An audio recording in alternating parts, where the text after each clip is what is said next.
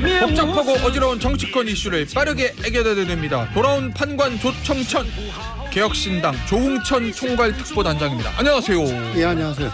자, 유튜브 반응이 뜨겁다 못해 터지기 직전입니다. 지금 유튜브로 최상훈님, 정치계의 마지막 자존심 조응천. 그리고 송동주님하고 전지용님도 조응천 의원님 반가워요, 오랜만이에요라고 문자를 보내주셨습니다. 자, 의원님, 네. 일단 양당 전당대회 얘기를 해볼 건데 일단은 지금 저 국민의힘 전당대회부터 좀 해볼게요. 이거 지금 한 일주일 남았거든요. 지금 국민의힘 전당대회에서 가장 관심 있게 보고 계시는 포인트는 어디에 있습니까?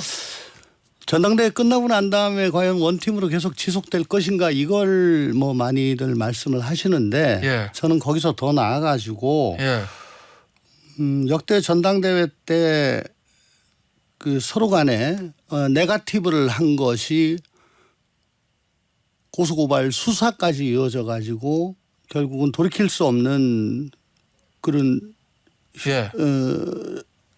결과로 남은 경우가 적지 않아요. 예를 들어 지난 민주당 전당대회. 바스 도곡동 땅. 예. 그게 2007년 예. 한나라당 대선. 대선 경선 때 나왔고 거기에 맞서 가지고 MB 쪽에서는 최태민 목사 얘기를 했었죠. 와. 그 둘 다 예. 뭐 아주 비극적으로 예. 됐습니다. 지난 21년 대선 경선 때는 대장동 의혹이 민주당. 나온 바가 있죠. 예. 2018년 민주당 경기지사 경선 때는 해경궁 의혹이 예. 또 나왔었고. 예. 뭐 드루킹 특검도 사실 거기서 시작된 거긴 하죠. 어쨌든. 네. 예.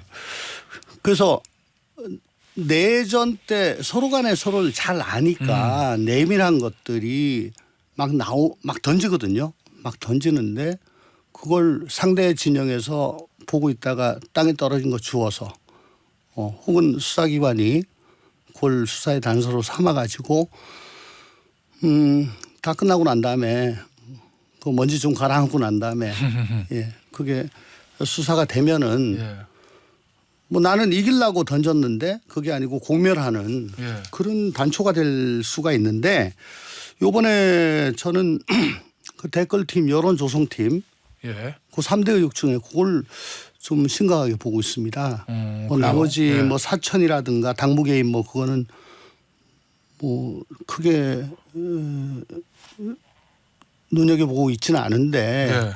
그 댓글이나 여론조성 같은 거에 대해서 우선 한동훈 후보의 그 대응이 딴 거는 뭐 굉장히 맞드라이브를 치고 막 그 자신 있게 대응을 해요. 근데 요거는 나하고는 무관하다.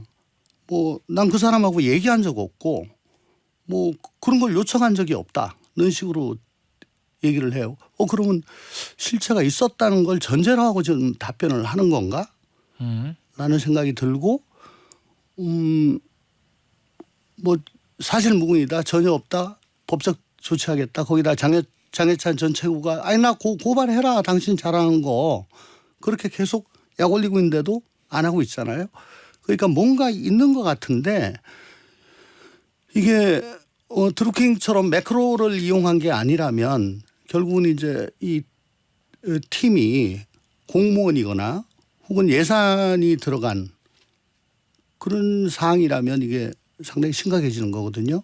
네. 뭐 아직까지 아무것도 밝혀진 게 없습니다. 예. 장해찬 전 최고가 뭐 계속 뭐 두고 보겠다 하면서 후속 조치를 할 것 같은 그런 뉘앙스를 계속 풍기는데요. 글쎄 이게 이제 앞으로 진행 상황에 따라 가지고 이건 심각해질 수 있겠다, 그런 생각이 듭니다. 알겠습니다. 자, 어쨌든 지금 민주당 죄송합니다. 국민의힘 전당대회가 자폭 전당대회다, 뭐 이렇게까지 지금 언론에서 표현하고 있거든요. 네. 이렇게까지 흘러가게 된 가장 큰 원인 제공은 누가 하고 있다고 보세요? 윤한 관계의 신뢰 관계에 있어 가지고 예. 기본적으로 굉장히 금이 갔다. 그래서 지금 그 개헌 저지선, 탄핵 예. 저지선 예. 혹은 거부권으로 인한 법이 이제 제의가 됐을 때 그 저지선, 그게 다 200석이잖아요. 네, 그렇죠. 8석 모자르죠. 8석이잖아요. 네.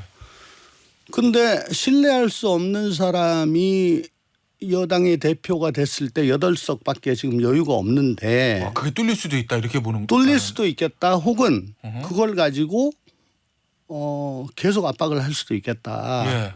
나머지 남은 임기 동안 예. 갑이 아니라 을이 될 수가 있겠다. 저 용산이 네, 예, 예, 네. 그래서 가능하다면 예. 약간의 내상을 입는 한이 있더라도 예. 신뢰관계가 상실된 후보는 절대적으로 막아야 되겠다. 예. 그런 생각을 갖고 있는 것 용산 아닌가. 대통령실이 그거 아니면은 이렇게 예. 정말 자폭이라는 얘기가 나올 정도로 예. 이런 흙탕물 진흙탕 싸움을 할 이유가 없지 않은가 싶습니다. 그럼 그 용산의 의중을 원희룡 후보를 통해서 지금 실현시키려고 하고 있다 이렇게 보시는 거예요? 원희룡 후보는 등장 때부터 해가지고 지금까지 예. 뭐 좀 느닷없고 갑작스럽잖아요. 양평 예. 고속도로 때 그때 장관이었지만 그때 좀 이상했었죠. 뭐 갑자기 예. 장관 그러니까 양평 이슈가 터지니까 예. 민주당에 대응하시는 태도가 예. 그때 이미 남원정 때 쌓아놓은 그런 이미지는 뭐 상당 부분 깎아 먹었습니다만은 이번으로 뭐 다 깎아 먹었다고 그렇게 봐야 되겠죠. 저 의원님 지난 전당대회에서는 지난번 김기현 당시 후보를 5등 후보에서 1등으로 만들었어요. 뭐 용산 대통령실에서는 뭐 공식적으로는 절대 개입하지 않다고 하지만 어찌 됐건 간에 연판장이 있었고 정무수석의 여의도 국회의원 사전 발언들이 있었고 그렇게 이제 됐거든요. 지금은 또 용산 대통령실에서는 절대 관여하지 않는다고 얘기는 하고 있지만 의원님은 뭔가를 의심하시는 거잖아요. 지금은 그러면 그 용산 대통령실의 은연중이 있다고 하고 그렇게까지 아직 흘러가지 않는 이유는 뭡니까? 그 의중과 상관없이 예를 들어 아직 어대한 분위기는 좀 있는 것 같고. 지금 22대 의원의 임기가 예. 윤 대통령의 임기보다 더 길다는 것. 그래서 공천권을 행사할 수 없다는 것. 예. 김기현 대표 때는 예. 그 바로 뒤에 총선이 있으니까. 예, 바로 뒤에 총선이 있으니까 자신의 생사 여탈권을 예. 용산이 잡고 있는 거죠. 그러니까는 뭐 말 한마디가 잘 먹혔던 거고요. 예. 지금은 그냥 오불관원하고 있는 거죠. 예. 알겠습니다. 자, 일단 용산 대통령실에서는 얼마 전 언론에 나왔죠. 웨이트 앤 씨. 그냥 지켜만 보고 있을 뿐 절대 인위적으로 전당대회에 개입하는 일은 없고 앞으로도 그럴 것이다라고 대통령실 고위 관계자가 밝혔다는 점 요거 말씀드리고 조홍천 의원이 하셨던 그 의중은 이제 추정. 그렇죠. 예, 뇌피셜입니다. 네, 뇌피셜 이렇게 지금 정리를 할게요. 자, 민주당 전당대회 보겠습니다. 똑같이 국민의힘과 마찬가지로 민주당 전당대회에서 현재 시점에서 가장 주목하게 하고 계시는 부분은 어디가 있어요? 아직 본격적으로 시작 안 됐지만. 어차피 뭐 대표는 뭐 결정된 거 아니겠습니까? 그래요. 과연 예. 뭐 몇 %나 득표할 것인가 하는 예. 건데 그것도 뭐 큰 의미는 없는 거고요. 예. 뭐 페이스메이커가 2분이나 지금 달아붙었는데 예. 뭐 큰 의미는 없는 거고 또 어저께 컷오프 최고위원 컷오프가 있었죠. 8명인가요? 예. 근데 그분들 간에 변별력이란 게 별로 있지가 않아요. 왜냐면 개파가 비슷해서. 개파가 아니고 다 뭐 이재명의 수석 변호인이 되겠다. 뭐 이재명과 상의하고 나왔다. 이재명을 대선에서 뭐 당선시키기 위해 나왔다. 다 이재명을 어떻게 하려고 왔다. 그것만 얘기하시는 분이지 않습니까? 예. 그러니까 뭐 반대 의견이라든가 조금 다른 이견을 얘기하시는 분이 아무도 안 계시기 때문에 그나물에 그 밥이고 누가 되시든 똑같다. 예. 예. 한 분도 다른 목소리를 내시는 분이 없기 때문에 어허. 뭐 그냥 그들만의 리그고 자기들만의 잔치고 예. 결국은 이 전당대회 기회를 활용해서 예. 특검 혹은 탄핵의 당위성 필요성 같은 거를 계속 역설하는 그런 전당대회 과정에서? 장으로 만들 거라고 생각을 합니다. 알겠습니다. 김두관 전 의원의 등판 이게 이재명 전 대표에게는 득이 된다고 보세요. 땡큐죠. 땡큐다. 예, 땡큐죠. 왜냐하면 좀 민망하지 않습니까? 아무리 그래도 예. 그 혼자 나와가지고 찬반 투표해서 뭐 공산당도 아닌데 예, 그런 모습은 참 민망한데 어쨌거나 경쟁하는 모습을 보여주고 또 정견 발표를 또 전국을 순회하면서 하는데 그 과정에서 목사니즘 계속 얘기하면서 자기는 급이 다른 그런 모습 계속 과시할 수 있는 그런 장이 열리니까 땡큐죠. 김두관 전 의원은 어떤 정치적인 노림수를 가지고 등판했다고 보세요? 왜냐하면 현실적으로 본인은 그렇게 생각 안 하지만 당선되는 건 쉬운 건 아니잖아요. 솔직히 그 부분 제가 21대 때 20대 때도 그렇고 뭐 각종 당내외에서 전국 단위 뭐 경선이 있을 때 빠지신 적이 없습니다. 아 그러네요. 대선 후보 경선 매번 나오셨고요. 매번 나오셨고 그리고 친명 대열의 맨 앞자리에 서셨거든요. 항상. 그 목소리 내신 거 쭉 모아 보시면 뭐 친명 중에도 아주 강성 친명 스탠스를 잡아 오셨고 심지어 작년 4월 달에 원내대표 경선이 있었을 때 다른 원내대표 후보들한테 당신들 언제부터 친명이냐 나보다 더한 친명이냐라고 윽박지른 적도 있었습니다. 작년 7월 말인가요? 그때 갑자기 이재명 대표가 사퇴하고 K모 의원이 뭐 당대표로 올라간다는 썰. 그 장모 시사의 평론가가 그때 얘기했잖아요. 나중에 뭐 아니라고 했는데 그때 주된 이유가 부울경이고 지역 기반이 그다음에 친명이다. 그래서 믿을 수 있다. 라고 해서 그렇게 K모가 김두관이었죠. 이재명 대표 측에서 검토한다. 이런. 뭐 그럴 정도로 확고한 친명이죠. 근데 지금 와가지고 1인 정당이고 뭐 어떠고 저떠고 얘기하는 거는 뭐 조금 생뚱맞습니다. 솔직히. 그렇습니까? 알겠습니다. 자 여론조사 하나 좀 말씀을 드릴게요. 어차피 이재명 전 대표 연임은 뭐 지금 거의 뭐 확률이 높지만 당선될 가능성이 높으니까 그거 관련된 여론조사가 하나 있었어요. 지난 8일에서 10일입니다. 무선전화 면접 방식으로 실시한 MBS 전국 지표조사 결과에 따르면 이재명 후보의 연임에 반대한다는 응답이 51%, 찬성이 35% 나왔고요. 물론 민주당 지지자만 보면 68%가 찬성을 했는데 이렇게 되면은 그러니까 민주당 지지자 빼놓고 뭐 국민의힘 지지자 그다음에 무당층까지 놓고 봤을 때는 연임 찬성이 35, 반대가 51이거든요. 이게 당심하고 민심이 조금 괴리가 있는 거잖아요. 그럼요. 지금 뭐 대표를 함으로써 자기의 정치적 체급을 갖다 더 뭐 키운다든가 뭐 스피커 볼륨을 올린다든가 하는 뭐 그런 의미가 없잖아요. 오로지 하나 방탄 갑옷을 계속 유지를 해야 된다. 그게 가장 큰 목적이라고 보시는 거예요, 의원님은? 뭐 유일한 거죠. 유일하다? 왜냐하면은 당 전체가 나서가지고 자신의 방탄에 나설 명분이 없기 때문에 대표에서 내려오면은 그러니까 뭐 TF를 구성하고 뭐 법사위에서 각종 법을 내고 뭐 수시로 당 대변인이라든가 원내대변인이 나서가지고 자신의 방탄에 앞장서고 하는 일을 대표에서 내려오면은 일개 의원이면 할 수가 없는 겁니다. 당 대표이기 때문에 그게 가능하다고 생각을 하는 거죠. 그렇기 때문에 대표에서 물러날 수가 없는 겁니다. 그러니까 당 전체가 사당화되고 그건 완성됐고요. 그리고 방탄 정당으로서 역할을 계속 하기 위해서는 대표직을 유지를 해야 되는 거죠. 국민들은 그걸 알고 계시기 때문에 그 연임한다니까 시큰둥하신 겁니다. 알겠습니다. 자 그런데요. 이재명 전 대표, 이재명 후보의 이 출마 선언문 보면 마치 대선 출마 선언문 같다. 이런 언론들의 평가가 있어요. 먹사니즘이라는 얘기를 했고 그리고 그동안 민주당에서 굉장히 감세에 원래 전통적으로 부정적인 정당인데 종부세 폐지할 수도 있다. 금투세도 시행 시기를 검토하겠다. 뭔가 약간 우클릭하는 모양새거든요. 그거 어떻게 평가하세요? 영화 같은 거 보시면은 보스가 직접 뭐 연장 들고 휘두르지 않아요. 그냥 뭐 고개만 까딱하면 알아가지고 하잖아요. 행동하잖아요. 뭐 지금 최고위원 나오신 분들 또 각종 주요 당직 뭐 다 친명으로 다 깔아놨습니다. 알아가지고 네. 다 하죠. 지금 네. 이 순간에도 특검법을 어떻게 관철시킬 것인가.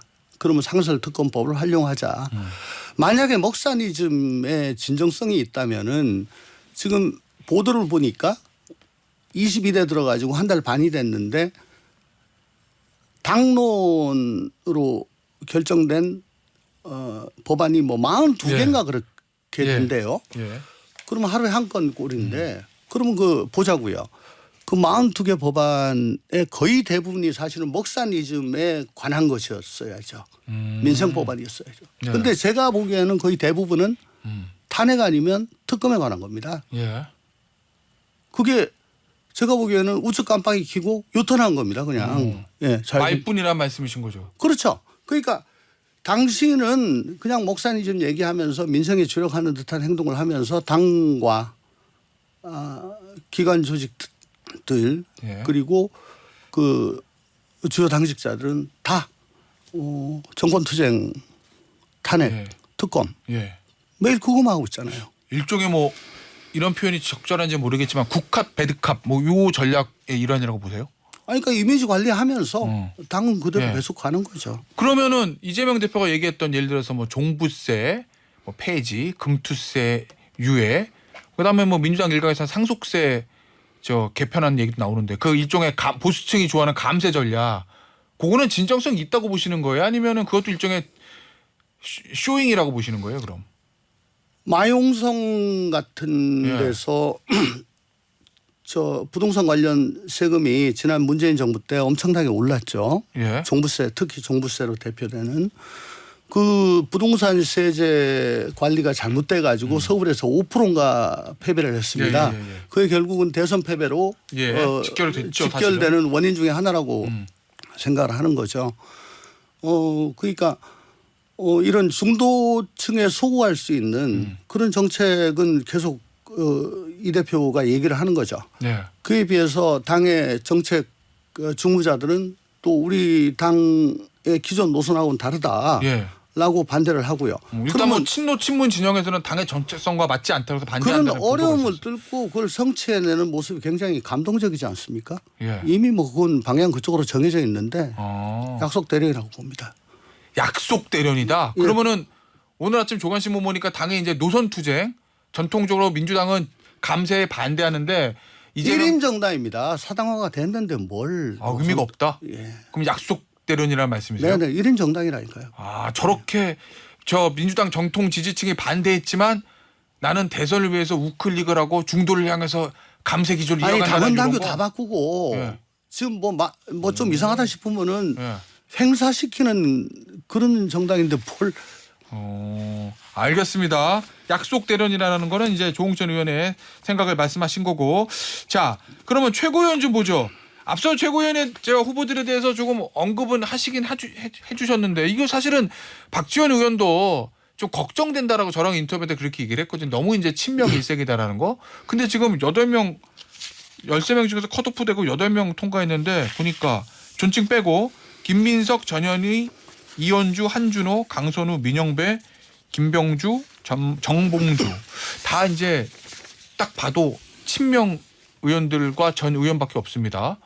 이게 근데 그럼 이렇게 되면 당이 너무 다양성이라는 게 없어지는 거 아니에요? 그렇죠. 21대 때는 그래도 뭐 송갑석 정도라도 있어가지고 네.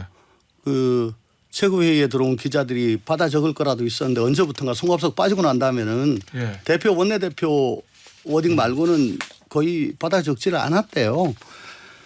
지금 이렇게 된 게 그 경선 룰이 예비 경선이 종전에는 100% 중앙위원이었다가 지금 권리당원이 50% 됐지 않습니까? 네. 그리고 본 경선에 들어가면은 권리당원 비율이 이제 무려 56%까지 올라갑니다. 그러니까 권리당원한테 구애를 할 수밖에 없는 거고 권리당원에 구애를 하는 거는 이재명 대표가 원하는 사람이 나야. 예. 라는 걸 계속 보여주는 게 가장 효과적인 캠페인이겠죠. 예. 그러면 그렇게 해서 최고위원이 됐다. 예. 그럼 최고위원회 석상에서 예. 계속 그걸 일관성 있게 가져가는 게 중요하죠. 이건 뭐 우리나라뿐만 아닙니다. 미국 트럼프 전 대통령의 책사 그 뭐 배넌이라는 사람인데 스티브 배넌이요. 예. 예, 그 사람의 팟캐스트 워룸이라고 있잖아요. 예. 거기에 뭐 공화당의 뭐 하원 법사위원장을 비롯해 가지고 예. 쟁쟁한 사람들 다 가서 예. 꾸지람 듣고 말이지 예. 뭐 똑같아요. 예. 예. 알겠습니다.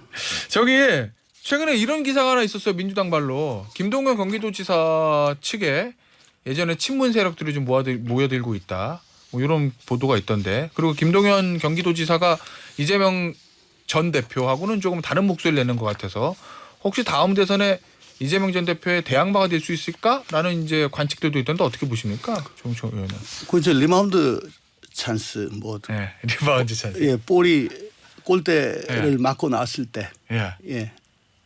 그 메시처럼 예. 이렇게 발코스 톡 건드려 가지고 넣는 예. 그런 걸 생각하시는 거겠죠. 예를 들면은 혹시 사법 리스크로 예. 이재명 대표한테 무슨 그거 문제가 외에는 생기면 그거 외에는 리바운드 외에는 지금 뭐 달리 그거 외에는 그럼 저 경선을 거쳐서는 이재명 전 대표를 절대 이길 수 없을 거다 이런 생각을 하고 계시는군요. 이런 정도가 됐다니까요. 아 그래요? 예, 알겠습니다. 자 마지막 이슈인데 이 상설특검 얘기가 나오고 있어요. 지금 민주당에서 이거는 어떻게 보세요? 상설특검 필요합니까? 기존의 상설특검은 있긴 있잖아요, 우리나라에. 저는 원래 상설특검을 적극적으로 활용하자는 주장이었습니다. 있는 거 활용하자. 왜 케이스 때마다 계속 정정하면서 개별특검법을 만들려고 이렇게 시끄럽게 구냐. 우리 민주당이 이 법을 2014년도에 만들었는데 왜 만들어 놓고 안 하냐 그랬더니 그 위원 구성이 일단 당연직 3명이 전부 다 정부 쪽이거나 친정부 쪽이고 그래서 5대 2가 된다. 그래서 특검 후보자가 우리 마음에 들지 않는 사람이고 그다음에 실제 수사 인원이 너무 적을 수가 있고 또 수사 기간이 짧다. 뭐 이런 것 등으로 마음에 안 든다. 그래서 개별특검법으로 간다. 근데 이번에 뭐 뒤늦게나마 상설특검으로 한다니까 반갑긴 한데 또 꼴대를 또 옮기려고 그래요. 필요에 따라서 수시로 꼴대를 옮기는 거 이거는 법치주의에 맞지 않고 특히 더군다나 그 상설특검법에 보면은 그 특검 추천위 위원을 정치적 중립을 보장할 수 있는 사람으로 하겠다.